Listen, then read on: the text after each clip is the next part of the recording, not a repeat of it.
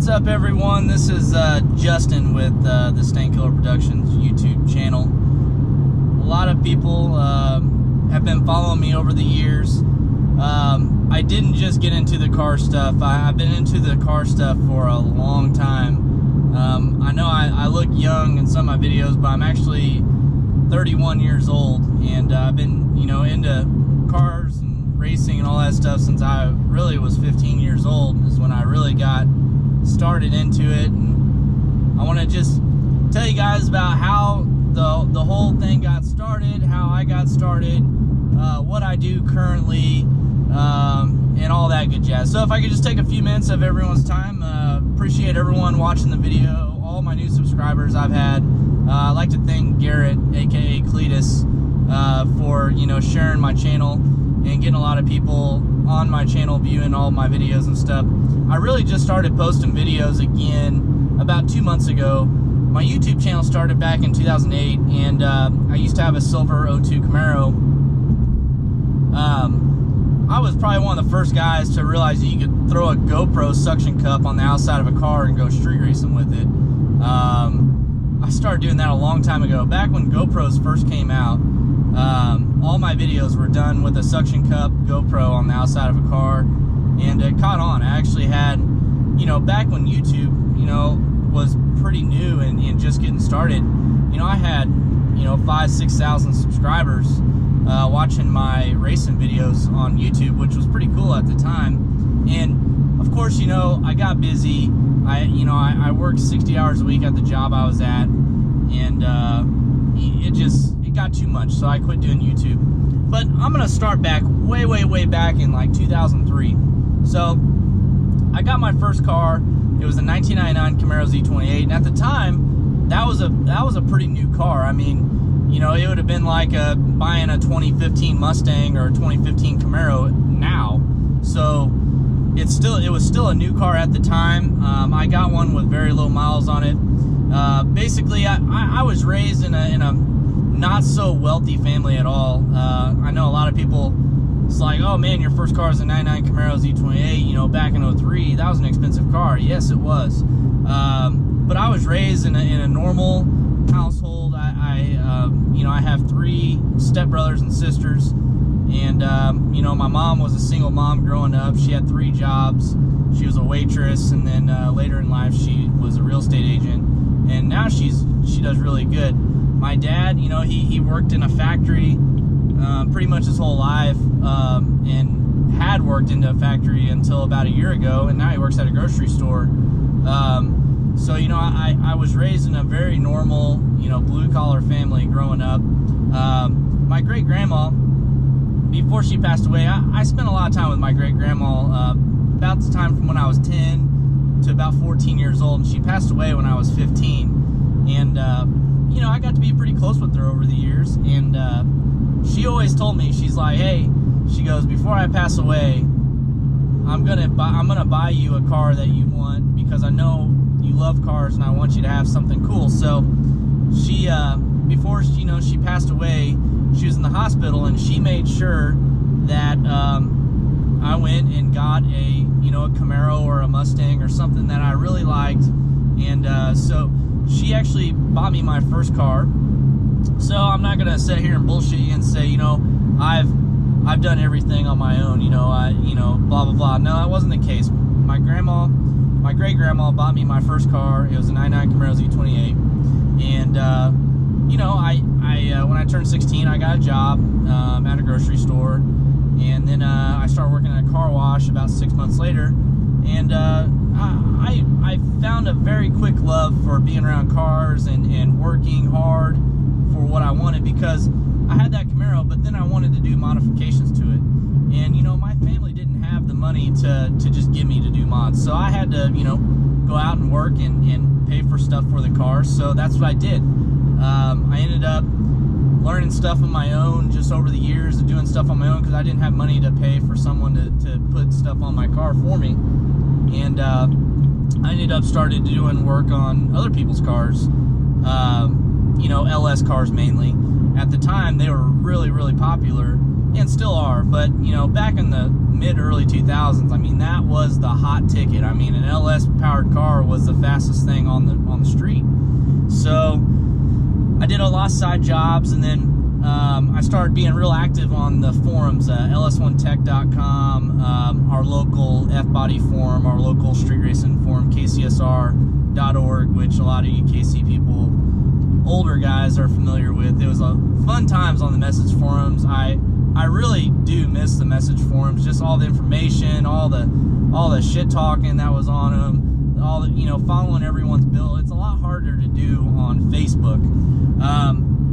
So back, I graduated high school. I went to college for about a year. It just didn't work out for me. You know, I never really was a book smart person. You know, I was more of a school of hard knocks. You know, I had a lot of street smarts from, you know, growing up in the household I did, and you know, I didn't ever get into drugs. I didn't really drink that much.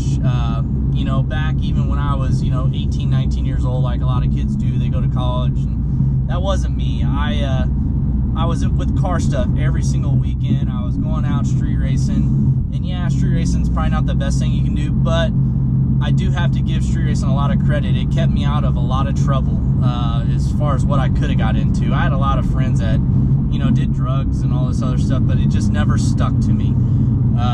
And I'm thankful for that, and I'm thankful for the car, you know, all my car friends and cars in general, for just keeping me out of trouble, keeping my head on straight through the years. I turned 20 years old, and I got a job at a Chevy dealership in Independence, Missouri. It's called Cable Dahmer Chevrolet, and you know, it was a lot of fun. I worked there for just under 10 years. I started as a porter, and then I went over, and then I was a detailer, and then I tried service rider, and I didn't like it. So I asked my boss if I could go back to detailing cars, and yeah, it wasn't a problem at all. And about a year after I was detailing again, I just had a drive. I'm like, you know, I sat down, I was 22 years old, and I'm like, I gotta do something more with my life here. So I knew that I could make a good income being a service rider. I just had to buckle down and do it. So I went back, talked to my boss, and asked him if I could try service riding out again.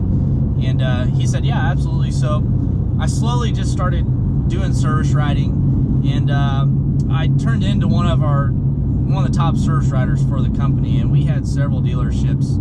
And you know, I was making a very good living doing what I did, you know, around 6 figures a year, which, you know, when you're in your mid-20s with no college, that's really good money. And I was able to buy the stuff that I wanted to do. I was able to race the cars. I was able to be very active in drag racing, and I loved it. And that's pretty much what got me to where I'm at now. So back in 2012, I started hosting like small events around Kansas City, you know, just car meets and stuff. And man, it really caught on with everyone in the car community. So in 2013, I did an event called KC2K13. And it was just a big car show. You know, people came out from all over the Midwest, and we had a lot of fun. You know, we did a big car show, and I couldn't believe the amount of people that showed up. I mean, it was insane. Over the years, I became friends with Kyle with 1320 Video. He used to come down back in the mid-2000s with that blue truck. The guy's name was Parrish. It was a turbo Silverado, and he would always come down here to Kansas City to do street racing, which at the time, it was unheard of to, you know, travel just to go do street racing. But Kyle did it, and that's kind of how 1320 Video got started, was, you know, making videos of that truck beating fast exotic cars or drag cars, because that truck was fast. And at the time, a turbo Silverado was not a common deal. You just didn't see it. So started hanging out with him, and then I got to know some of the other 1320 Video guys, and then we started going to TX2K, and then we just opened up a whole nother world of you know, networking with other car people around the country. And Kyle and Chase, you know, they had talked about doing an event. Chase is one of the guys that's been with 1320 Video for a long time, and you know, Chase called me one night and was like, hey, Justin, he's like, you know, your KC2K event is awesome. What do you think about doing that in other cities? And I was like, well, I mean, it sounds cool. I mean, I would love to do it, but, you know, I work 60 hours a week. You know, I work weekends. There's no way I'd be able to do this. So basically, once it's all said and done, I talked to my boss, who's also another drag racing guy, which was great because he let me kind of pursue what I wanted to do with my next step in my life, and that was starting Street Car Takeover. Chase and I sat down and figured out we can do 4 events in 2014, and we came up with the name Street Car Takeover, sitting at Twin Peaks Restaurant with Kyle Loftus, some other 1320 video guys, and Chase is where we came up with the name Street Car Takeover. And we started doing the events in 2014, and you know, it was crazy because all of a sudden Chase and I knew we had something special. It brought out a whole nother racer than what has normally been going to drag strips over the years. So that 4 events in 2014 turned into, let's do 8 events in 2015, and then let's do 12 events in 2016, and you know, 15 in 2017, and it has grown into what you see now is, you know, Street Car Takeover. We're doing 18 events this year in 2018, and you know, they're all at big NHRA tracks. We have some of the biggest and best companies in the country, and some of them are worldwide, that sponsor what we do and believe in Street Car Takeover. And that is what I do now, full-time. I am the co-owner of Street Car Takeover, and it's been so much fun. You know, I have to pinch myself sometimes because it's one of those jobs where I don't even view it as a job. I would do it for free, honestly. But the cool thing is you know, with the sponsors and everyone that comes out to our events, and you know, just everything involved with Street Car Takeover, it's a lot of work, don't get me wrong, but it's something that I love to do. And you know, it allows Chase and I to, you know, live a life of, you know, fast cars and going to races and all this other stuff. And you know, I've had a lot of people message me and talk to me in person. You know, they're like, you know, how do you get something like that started? And you know, to be quite honest with you, it started out of thin air. You know, we didn't have any money to help get it started. I mean, it was basically Chase and I putting our own money from working our jobs, and luckily, you know, we did make good money when we did start Street Car Takeover between both of us. That, you know, we actually had some capital to get things started, but we had no financial support from anyone. We did have a couple sponsors come on board with us. Nitrous Salad was the first big sponsor that we had come on board, and they didn't even know us. We had never done any work with them previously, and they came on board with us big. And so, you know, want to sit here and personally thank David Vassar with Nitrous Salad, because companies like him that had belief in Street Car Takeover is how we were able to succeed. Excuse me. And so, you know, when people ask us, you know, what companies to support, those are the companies you want to support. You know, your Nitrous Outlets, your Pro Chargers, you know, those companies have been with us since day one. And you know, they support your grassroots racers, they support your big time racers, and everyone else in between. And that's the companies you guys want to support. So, you know, when you look at the companies that support Street Car Takeover, know that they're all companies that we're just not taking their money. It's companies that we actually do want to work with, and are very good, down-to-earth people that anyone can go up to and ask questions about their car and get information. So that's basically how Street Car Takeover started. The Stangkilr name started. So a lot of people give me crap these days about Stangkilr Productions, and you know, it was a name that I came up with when I was 15 years old, 16 years old, getting on message forums back in 2003, 2004. And, you know, at the time, it wasn't no big deal. But now, you know, the internet, you know, they all have their opinions.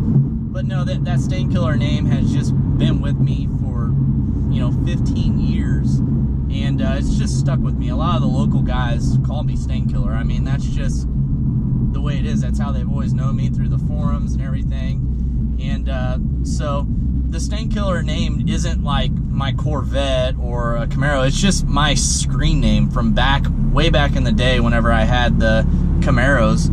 And I mean, let's be honest here, in the early 2000s, mid 2000s, really until 2011, Mustangs weren't shit. I mean, they were not fast. You had Fox bodies, yeah, they were decently fast, but still, whenever you go to the drag strip, you would be, a mid 10-second Fox body would be about the fastest Mustang you see. And now, obviously, it's a different story. So I always tell everyone there's always something out there faster. But I do enjoy the cars that I have, and I am a Chevy guy. I say I'm a Chevy guy, but I'm currently driving my BMW right now. But I am a Chevy guy. I've owned probably 30 Chevys over the years, and currently own 3 Chevys right now. So, I've always liked doing the late model stuff. I got into the new LT stuff in 2014 when the Corvette came out, and I've been knee-deep in LT engines since 14, and I've pioneered, helped pioneer a lot of stuff for those. And of course, the shops, they got the money, they got the cars coming in to obviously be able to do a lot more than I can, but I help out wherever I can with the LT stuff. So that's how things got started with me. And I appreciate everyone subscribing to my YouTube channel. I'm gonna start making more videos, obviously, which I have been the last couple months. But yeah, really appreciate your support. And there's a lot more content that's going to come your way. I'm going to try to give a lot of Street Car Takeover coverage, kind of behind the scenes stuff. A lot of people like that. I'm also going to go to a lot of our sponsors and give you guys a behind the scenes look at how some of the products are made and all that other good stuff. My Instagram is JustinKeith_SCT. That is my Instagram. My Facebook is Stangkilr. You can also follow Street Car Takeover on Facebook and Street Car Takeover on Instagram. So, thanks for watching, guys.